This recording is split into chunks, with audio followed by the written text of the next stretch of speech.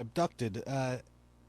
This is a episode written by Rob Hummel. He came up with the idea from Jonan's Squee comics. And you can see the Squee aliens that show up in this. It's just a direct ripoff, pretty much. Boarded by Ian Graham and Joe Daniello. This was another episode that got a lot of controversy. Throughout the whole thing, Jonan had written this episode, and it was all talking. He was trying to prove that he was the master of dialogue. His dialogue was just incredible. And he wanted an episode that was all dialogue, no action, no visuals, pretty much. It was such a boring script that everybody had a problem with it. Everybody was like, oh boy, what happened? Because the whole show was not like this before this. And suddenly here you end up with a show that has, all dialogue. Some of the dialogue's good. A lot of it's sort of just passing time. Sort of indulgent. So, that was the first knock. It was sort of a script that the New York execs, myself, and the board artists, we thought that we were sold a bill of goods on this. We thought that it was just the wrong direction.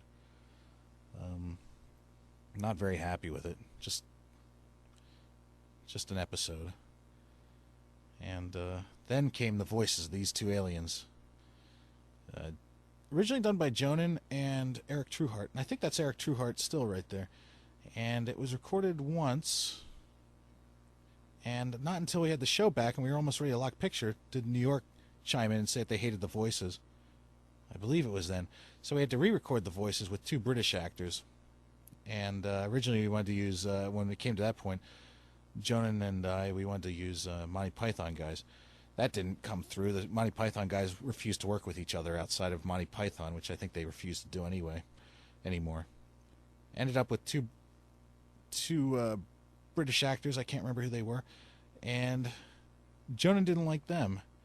I don't know if New York even liked them. I think it was just, we had a lot of problems. We spent a lot of time with this in limbo this whole episode as we tried to find voices for these two characters. Big ordeal. I think it might be the last or one of the last episodes we finally turned out in the first season. And originally, it was the episode that was supposed to appear right after Battle of the Planets.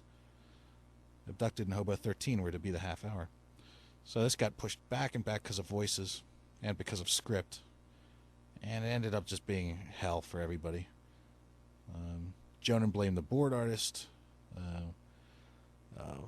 New York was blaming Jonan.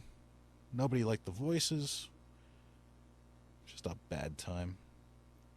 But a lot of fun ideas in this show.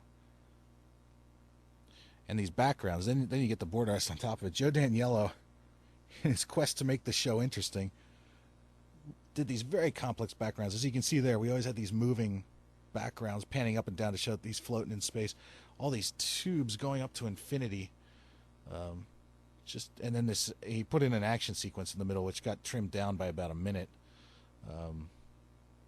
because Jonan thought it was a boring action sequence.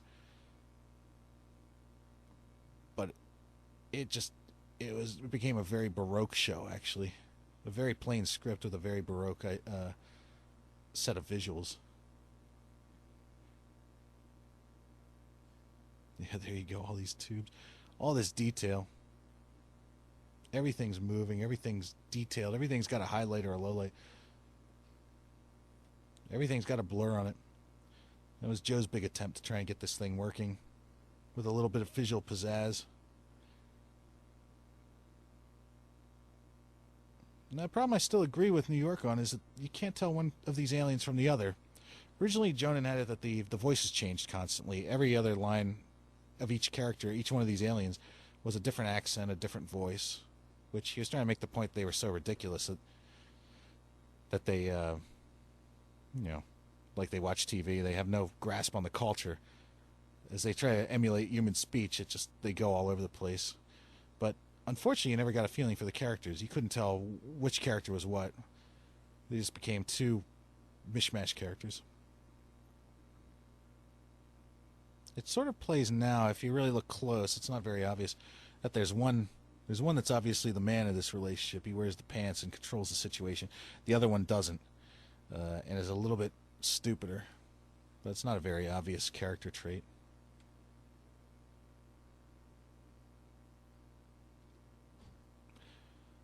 The complexity of these alien designs must have been very hard to animate.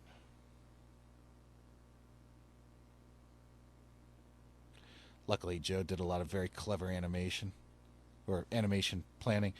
Kept the characters in fairly tight areas, didn't move them too wildly, didn't have them animating around, turning around that much.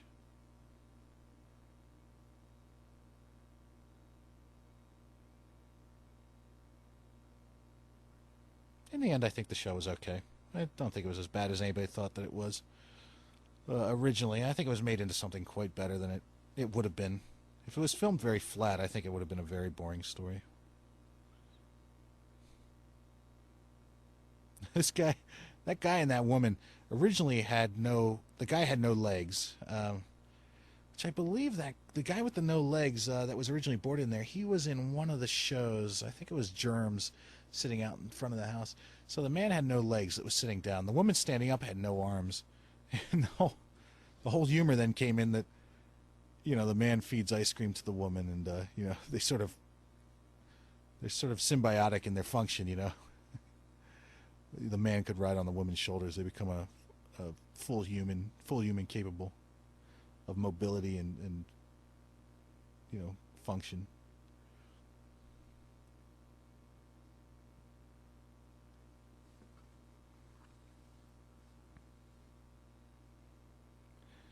I think it is a really good basis for a story. The stupid aliens. Everybody in society now has this whole thing about abduction, UFO abductions and these advanced aliens. And yet the nice twist is that they're not really that advanced. I mean, they might have advanced technology, but they're actually stupid.